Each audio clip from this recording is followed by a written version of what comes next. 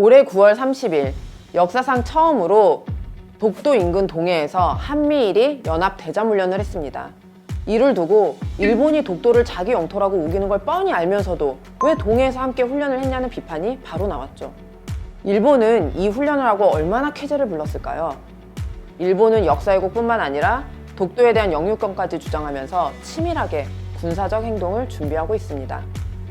일본이 대륙으로 가기 위해서 무조건 거쳐야 하는 동쪽 바다의 관문 독도. 오늘 This is Japan의 주제는 독도를 둘러싼 일본 자위대의 집착입니다.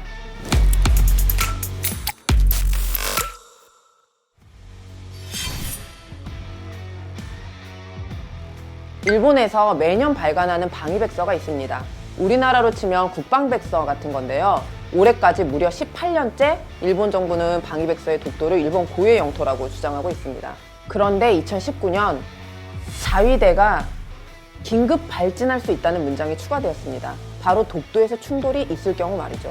어떤 사건을 얘기하는 거냐면 2019년 7월에 러시아 군용기가 독도 인근 한국 영공을 침범하는 사건이 있었는데 이때 우리 공군은 당연히 경고 사격으로 대응을 했죠.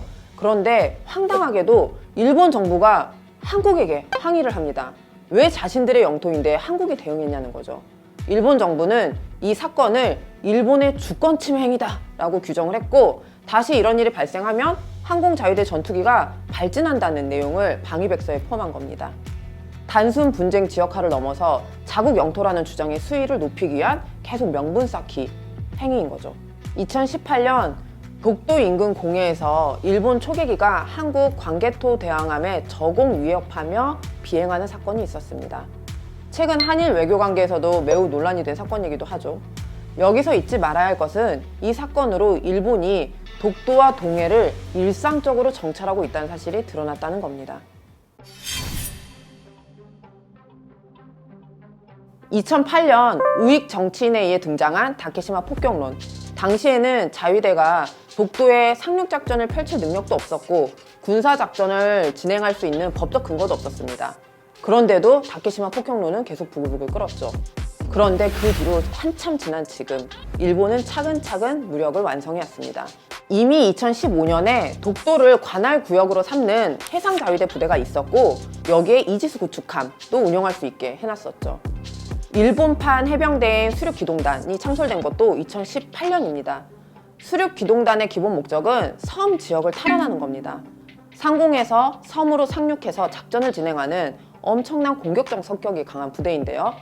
원래 중국을 대응해서 만들었다고 하는데 일본이 섬 탈환이라고 하는 게 중국 섬인지 독도인지 우리나라는 늘상 긴장할 수밖에 없는 거죠. 우리가 이렇게 생각하는 이유는 1998년에 일본 자위대가 독도를 염두에 둔 섬 탈환 훈련이라는 것을 공식화한 적이 있기 때문입니다.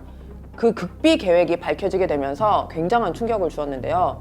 당시에 한국을 장극할지도 모르겠다면서 명칭을 바꿔요. 탈환 작전에서 양육 작전으로. 하지만 실제 훈련 내용은 똑같았습니다. 전투기를 띄우고 잠수함을 공격하는 훈련들이 진행됐죠. 지금 일본은 이 작전들을 폐기하기보다는 방위백서의 영토 분쟁 시 자위대 출격 가능을 얘기하고 더 공세적인 부대들을 배치하고 이렇게 하고 있는 겁니다.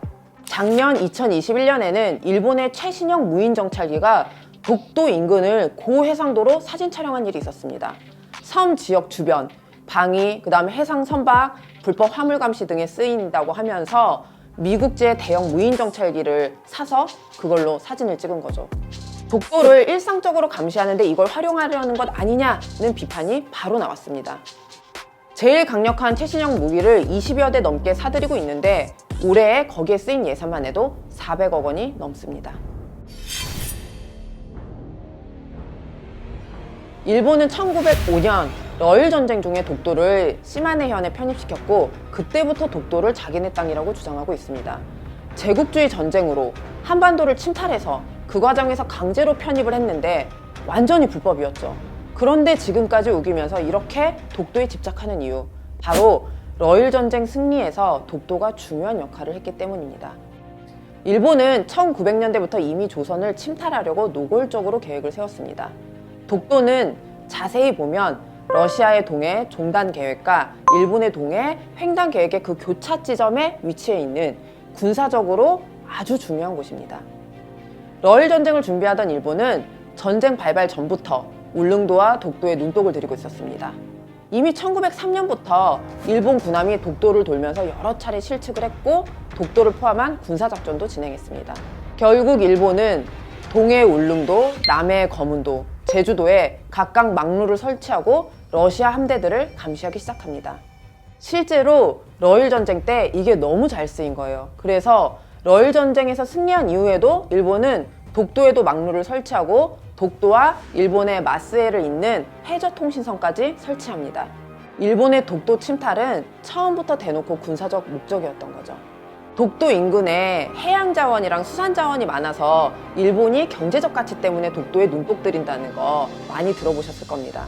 그러나 일본은 여기에 더하기 독도를 자신들의 전쟁 수행에 이용하기 위해서 눈독 들이고 있다는 사실이 매우 중요합니다.